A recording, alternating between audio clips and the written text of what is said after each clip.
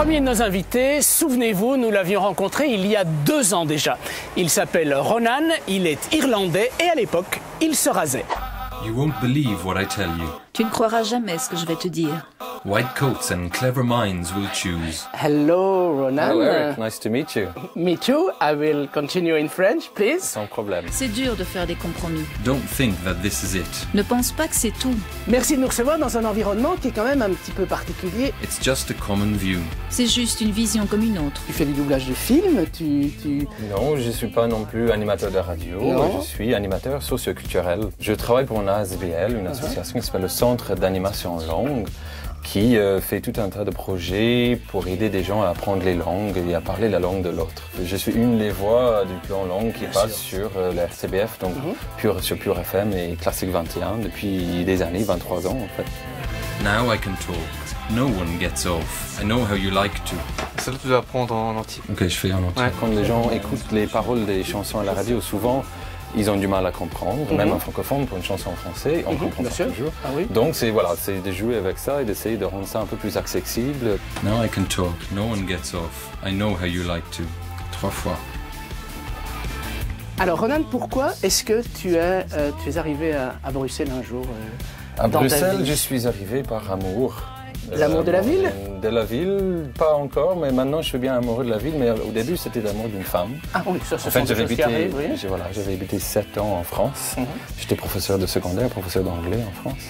Et donc, avec ma copine, comme elle voulait reprendre ses études ici à Bruxelles, on s'est installé à Saint-Gilles, à Bruxelles, et ça fait maintenant 4 ans que je suis là. Et j'avais envie toujours, depuis longtemps, de travailler un peu dans l'associatif et de faire des choses un peu plus intéressantes avec les langues.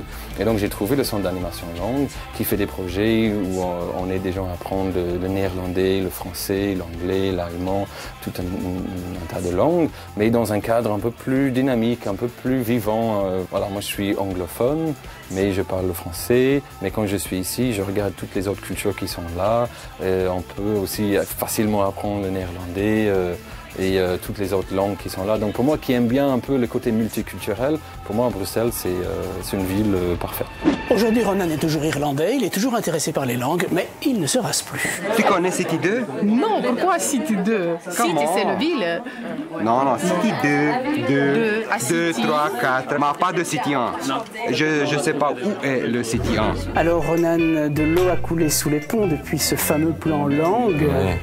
Tu es passé à autre chose? Tout à fait. Maintenant, je travaille dans une école de langue, de promotion sociale, qui s'appelle EPFC. C'est un grand magasin à la belge. Ah, et c'est différent? C'est un grand magasin petit. Ce sont là 2 cours qui viennent ensemble. J'ai fait venir, comme moi je suis professeur d'anglais, dans mes cours, j'ai beaucoup de francophones ou des étudiants qui parlent très bien français. Et on s'est dit de temps en temps, pourquoi faire venir nos étudiants qui parlent bien français pour aider des étudiants qui apprennent le français chez Céline ou dans les autres profs. Je viens de Turquie il y a 10 ans. Ah oui. Oui, je suis ici grâce à mon mari, Ethan. Je viens du Canada et je suis venue en Belgique cette année. Cet exercice-là, c'est une présentation de l'un à l'autre, chacun Oui, ce sont un peu des activités brise-glace, donc vraiment pour faire connaissance de manière un peu informelle avec les autres étudiants. Je m'appelle Paula. Je m'appelle Olga, je fais mon master en Pays-Bas et maintenant je travaille dans le secteur de l'énergie. Vous voyez cette fenêtre?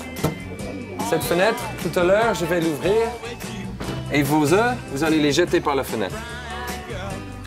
Le but de l'exercice, c'est que vos œufs ne se cassent pas. Maintenant, je vais vous donner des petites choses pour vous aider.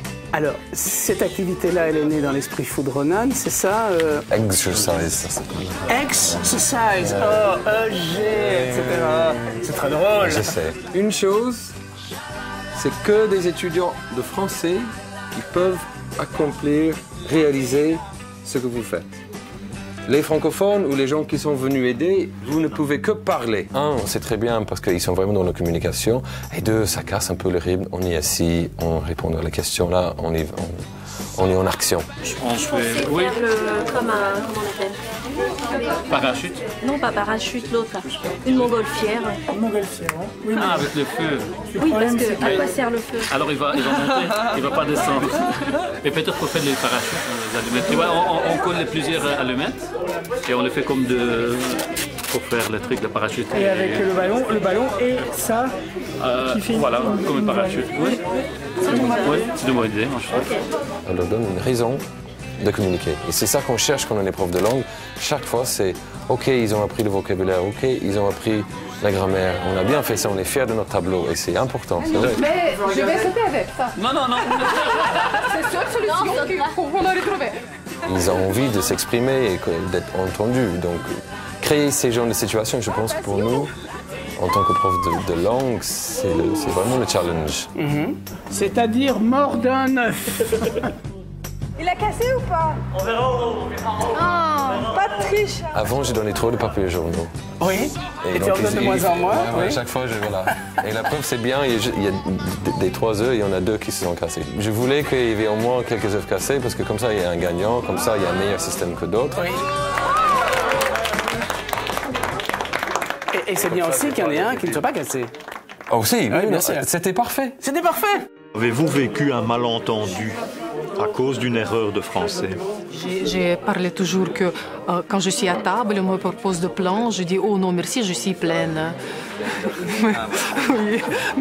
J'aime bien qualifier les rencontres qu'on a dans nos cours d'un peu improbables. Parce que c'est vrai, même moi-même, je me dis parfois, mais dans quel autre contexte ou dans quel autre métier ces gens se seraient-ils rencontrés? Oui, ou même est-ce que moi j'aurais eu l'occasion de côtoyer, je sais pas moi, le matin, une dame du Burkina Faso qui a fui son pays pour échapper à un mariage forcé, qui a couru à travers la forêt pendant 3 jours. Oui. L'heure suivante, quelqu'un va parler du bloc communiste.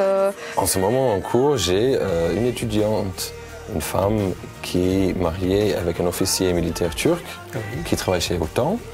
Et sa camarade de classe à côté, c'est une femme turque, mais d'origine kurde, qui normalement, je pense qu'en Turquie, ces 2 femmes se seront jamais rencontrées ni côtoyées. Et elles sont toutes les 2 en train de s'aider avec les exercices de grammaire en cours. Donc, ils disent normalement, ça devrait être eux, mais ici, ça va. C'est des rencontres comme ça qui me font chaud au cœur, parce que c'est important pour moi de me dire, là où je travaille, tout le monde est le bienvenu. C'est pas parce qu'ils ont assez d'argent, c'est pas parce qu'ils viennent d'un milieu social spécifique. Et donc ici, on a vraiment un peu de tous. Enfin, c'est bien pour ça que je trouve que cette émission va bien avec ce qu'on essaie de faire ici. Des fois, on parle de la multiculturalité de Bruxelles, mais nous, on vit ça tous les jours en cours. Tous les jours, moi, des fois, dans une classe de 20, je peux avoir 13 ou 14 nationalités, y compris moi-même, qui n'est pas belge non plus. Mais c'est pas juste une question de nationalité, c'est une question d'origine socio-financière. Il y a vraiment un mélange. Des gens qui travaillent à la commission, qui pourraient prendre des cours privés, qui ont les moyens, mais qui aiment mieux venir ici pour rencontrer des gens. Tu as le même chaud au cœur, si j'ose dire, Céline? Oui, tout à fait. Je trouve que c'est vraiment le côté qui est exceptionnel dans ce métier, c'est d'avoir l'occasion de côtoyer ces gens extraordinaires qui viennent d'un peu partout et qui ont autant de choses à nous apporter, voire plus que ce que nous, on leur apporte à travers notre enseignement. En résumé, si je veux apprendre l'anglais ou casser des œufs, mon professeur sera Ronan.